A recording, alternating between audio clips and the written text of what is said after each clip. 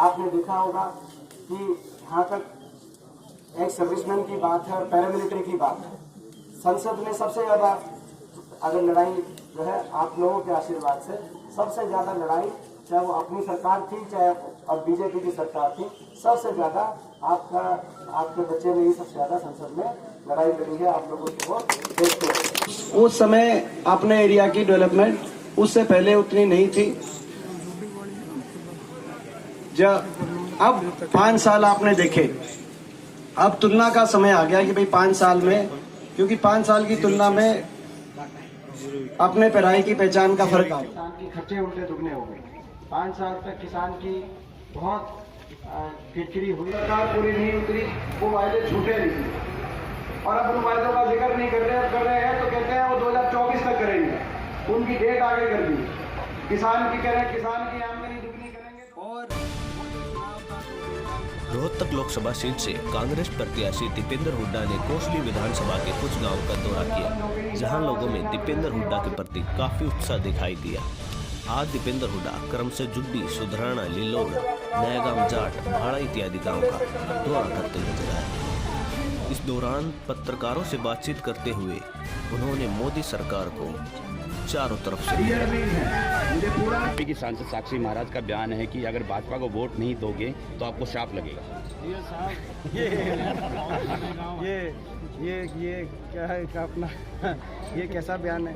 मैं समझता हूँ कि ये कहना ठीक नहीं है। कई बयान जो हैं वो उनको नहीं कहना चाहिए, वो कहने ठीक नहीं है। जैसे अभी आपने कहा कि भाई साक्षी महाराज कह रहे हैं कि बीजेपी को वोट नहीं दोगे तो श्राप लगेगा, या योगी आदित्यनाथ जी ने कहा था कि ये भारत की सेना नहीं है, ये बीजेपी की सेना है। ये बीजेपी की नहीं सेना है, ये भारत माता की सेना है। जब लोग भर्ती होने जाते हैं तो भारत माता की सेना में भर्ती होने आते हैं, उसको केवल एक पार्टी की सेना बताना, मैं समझता हूँ देश की सेना ने हमेशा देश के दुश्मन को, किसी की भी सरकार हो, देश के दुश्मन को मुंहतोड़ जवाब देने का काम किया है।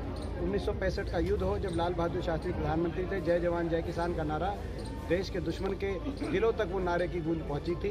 1971 की युद्ध हो, इंदिरा जी प्रधानमंत्री थी, उस समय पाकिस्तान के 2। दीपेंद्र जी, टिकटों के लिए क्या कहेंगे? आप दिल्ली थे, टिकटों के लिए क्या कहेंगे? हमारी बैठकें चल रही हैं और जल्दी सारे निर्णय हो जाएंगे।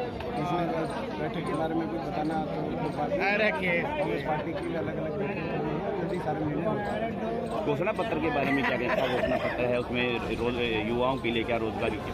मैं समझता हूँ कि 2-3 चीज़ें कही गई हैं। एक तो किसान का कर्जा माफ, क्योंकि 8 लाख करोड़ से 15 लाख करोड़ किसान पे कर्जा दुगना हो गया। और अभी भी कांग्रेस की 5 प्रदेशों में सरकारें बनी, पंजाब, राजस्थान, मध्य प्रदेश, छत्तीसगढ़ और कर्नाटक। पांचों स्टेटों में आप बनते ही कर्जा माफ़ किया कोऑपरेटिव का कर्जा। और हरियाणा में भी यही हमने बात की है कि किसान का कर्जा माफ़ करेंगे, क्योंकि डबल हो गया किसान का। बीजेपी गवर्नमेंट का वायदा था आमदनी दुगनी करेंगे और स्वामीनाथन लागू करेंगे, इसमें वो भूल गए वायदे को और खर्चे दुगने हो गए। डीजल का रेट दुगना हो गया, खाद का कट्टा लगभग दुगना हो गया, वजन 5 किलो कम हो गया, जिससे किसान का कर्जे में खरीद में दिक्कत आई।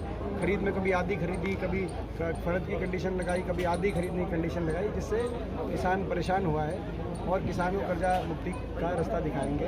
दूसरा, जो छोटा किसान है और जो गरीब आदमी है, जो छोटा किसान और गरीब आदमी, उनको जो है 6,000 रुपये प्रति माह का जो है इस एक पेंशन योजना लेके आएंगे। 72,000 रुपये सालाना जो है कि पेंशन योजना, जिसमें छोटे किसान और जो जमींदार इसमें कवर किए जाएंगे।